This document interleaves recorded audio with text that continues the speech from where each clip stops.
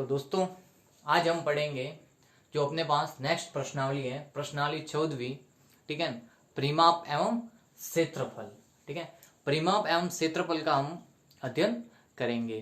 तो ये पढ़ने से पहले हमें कुछ बातें याद करनी होगी, जैसे कि अपने पास जो पहली बातें हैं वो है, एक होती है अनियमित आकृति, अनियमित आकृति, और एक होती है नियमित आकृति।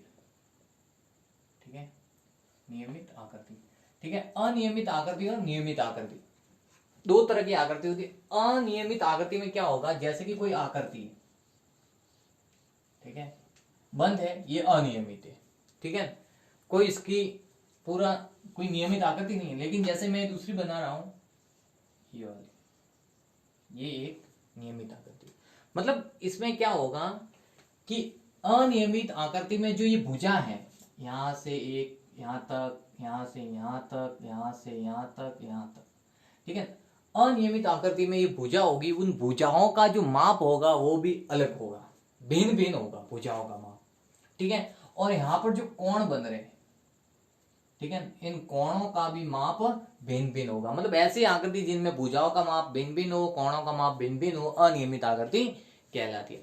ठीक, अब आ जाते हैं नियमित आकृति। तो नियमित आकृति में जो ये भुजा है, इस भुजा का माप होगा वो समान होगा। मतलब इस भुजा का माप इस भुजा के बराबर होगा, इस भुजा का माप इस भुजा के बराबर हो सकता है, या फिर चारों भुजाएं एक माप की हो सकती है। और दूसरी बात है कि जो कोण होंगे, कोणों का मान भी समान होगा। ठीक है, कोणों का मान भी समान होगा। तो वह आकृति जिसकी भुजाओं का माप समान हो, वह कोणों का मान समान हो, नियमित आकृति कहलाती है। तो अब हम देखेंगे परिमाप। क्या देखेंगे?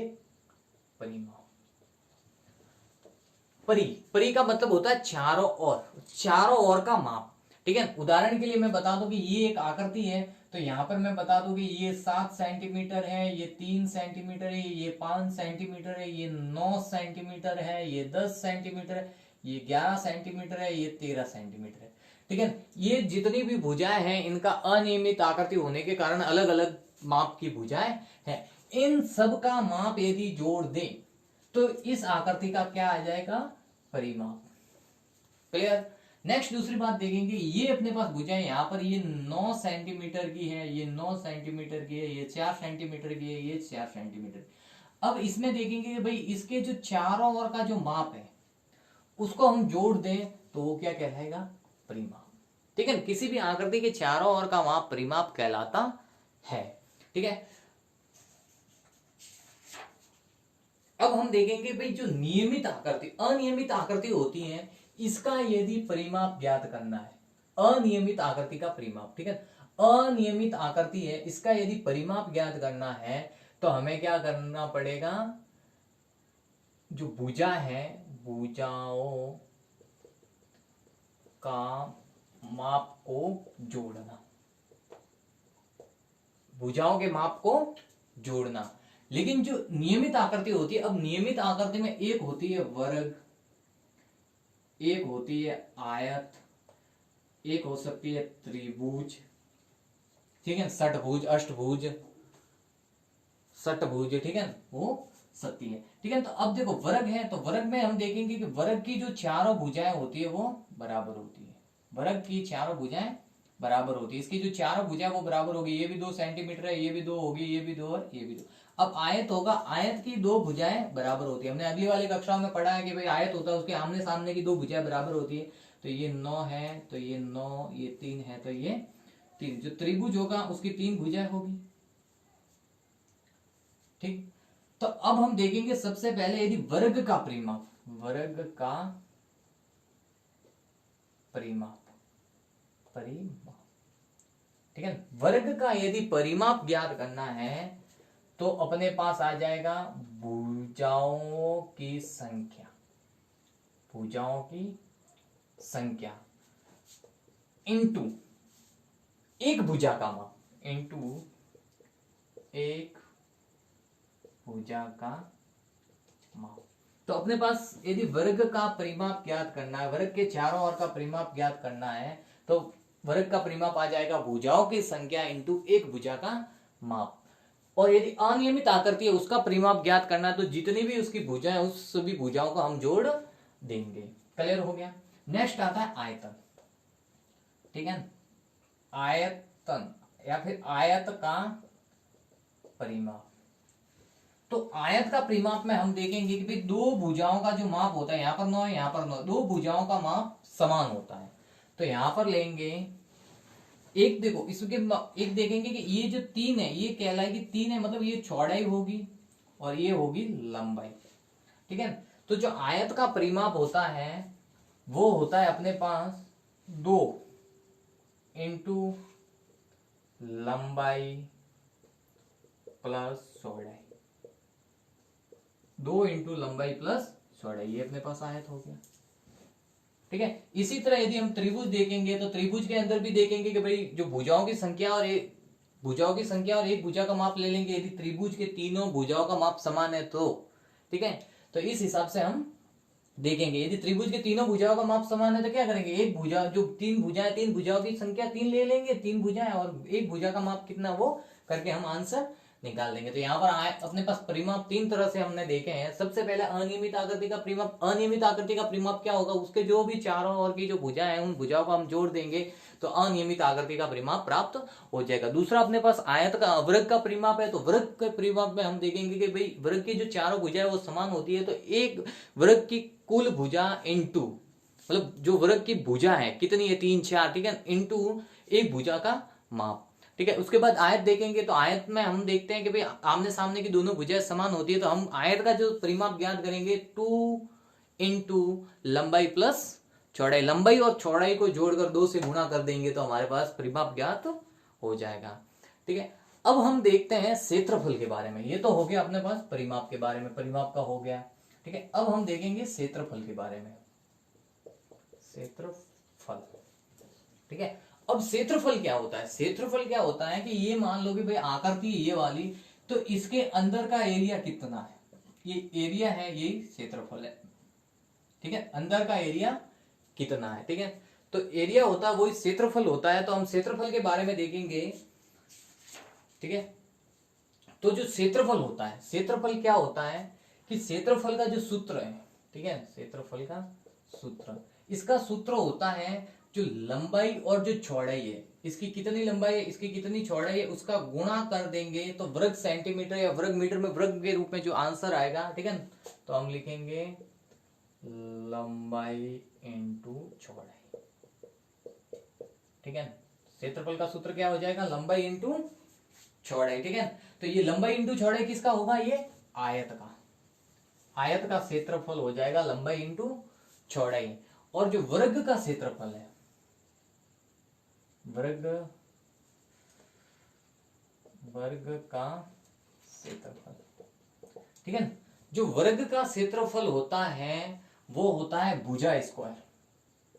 भुजा स्क्वायर मतलब जो इसकी ये भुजा है उसका एक गुणा कर दे, क्योंकि इसके तो सभी भुजाओं का माप समान होता है, तो लंबाई भी समान होगी, चौड़ाई भी समान होगी, तो मतलब भुजा होगी, उस भुजा का स्क्वायर कर देंगे, मतलब भुजा का जो भुजा का माप है उसके साथ उसका गुणा कर देंगे। तो यहाँ पर अपने पास जो मुख्यतः बात याद रखनी है, वर्ग का परिमाप भुजाओं की संख्या, भुजाओं की संख्या प्लस एक भुजा का इंटू एक भुजा का माप, और आयत का परिमाप होगा 2 इंटू लंबाई प्लस चौड़ाई, और आयत का क्षेत्रफल होगा लंबाई इंटू चौड़ाई, और वर्ग का क्षेत्रफल होगा भुजा स्क्वायर। ठीक है, इसी के साथ ये सूत्र अपन को याद करने हैं। आप एक बार सूत्र को लिख लो, ठीक है, स्क्रीनशॉट ले लो, या सूत्र को याद करेंगे और उसके बाद हम आगे वाले क्वेश्चंस हल करेंगे। तो चलो हल करते हैं आगे वाले क्वेश्चंस।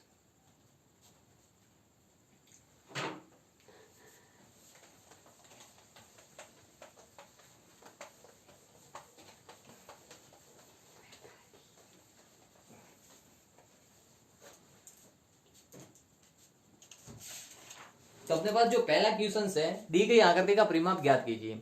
तो यहाँ पर अपन को आकृति दी गई है, ठीक है, मैं आकृति बना देता हूँ। ठीक है, जो बुक में है वही बनाते हैं अपने।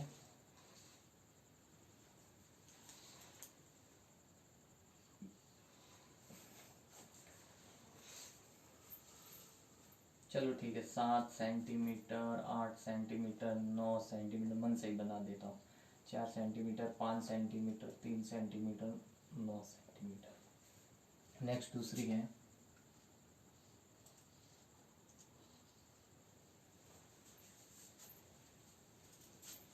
ये है 4 सेंटीमीटर, ये भी है 4 सेंटीमीटर, ये 5 सेंटीमीटर, ये 5 सेंटीमीटर, ये 5 सेंटीमीटर, ये 5 सेंटीमीटर, ये भी 5 सेंटीमीटर।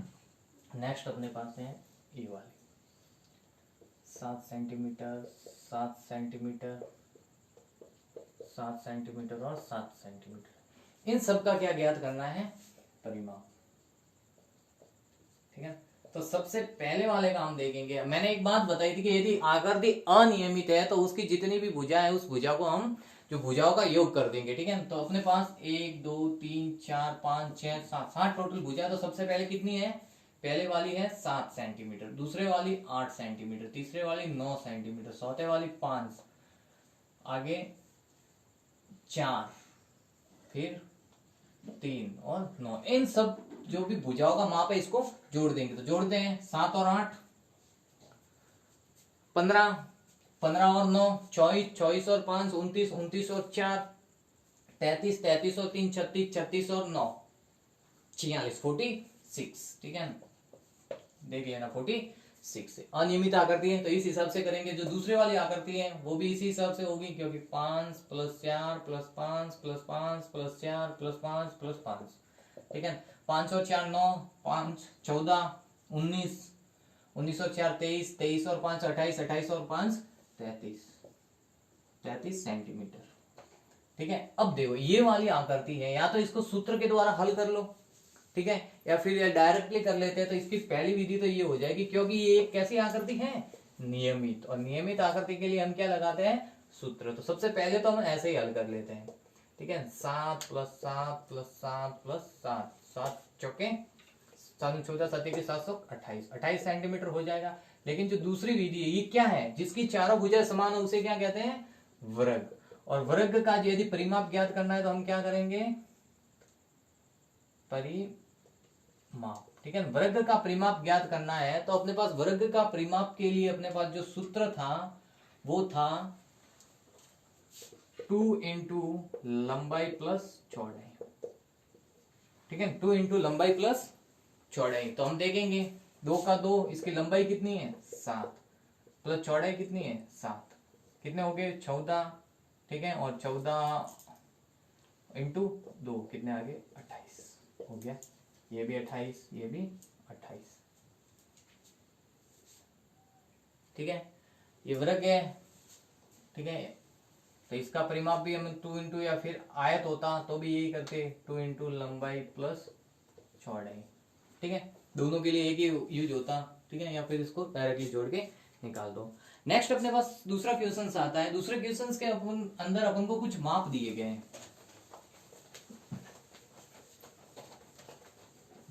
दूसरे क्वेश्चंस में माप दिए गए। तो ठीक है, इसके अंदर दिया गया है कि जो आयत है, आयताकार, ठीक है, कोई आयताकार आकृति है, इसके अलग अलग माप है।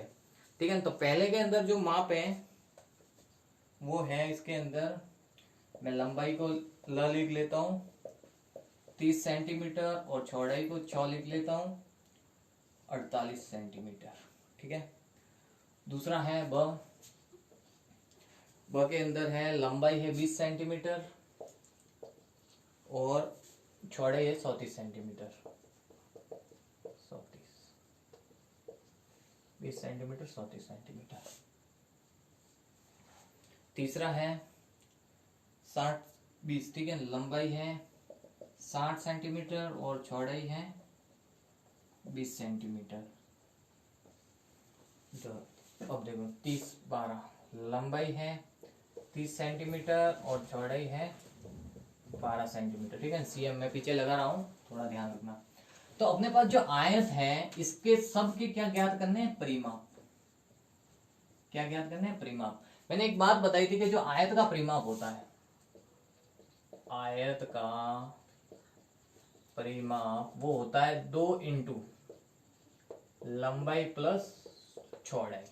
2 × लंबाई प्लस चौड़ाई। तो यहां पर अपन को यही फॉर्मूला लगाना है, 2 × लंबाई प्लस चौड़ाई, तो हम लिख सकते हैं कि आयत का क्षेत्रफल 2 इंटू लंबाई प्लस चौड़ाई, या फिर डायरेक्ट मैं हल करता हूं कि 2 इंटू लंबाई 30 और चौड़ाई 48, तो जोड़ देंगे 2 इंटू 30 और 48, 0 और 7 78, ठीक है। इसका गुणा कर देंगे, 2 का 8 से गुणा किया 16, 16 का से हासिल लगी, 1 2 का 7 से 14, 7 से गुणा किया 14 और 1 15, 156 सेंटीमीटर हो गया, ठीक है। इसी तरह यहाँ पर भी मैं हल कर लेता हूँ, ठीक है। लंबाई इंटू चौड़ाई से 2 इंटू लंबाई है 20, चौड़ाई है 34, ठीक है। 2 इंटू 20 और 34 जोड़ देंगे तो 4 और 5 56, अब 2 का गुणा करेंगे, 2 का 4 से गुणा किया 8, 2 का 5 से 10, 108 सेंटीमीटर हो गया हल।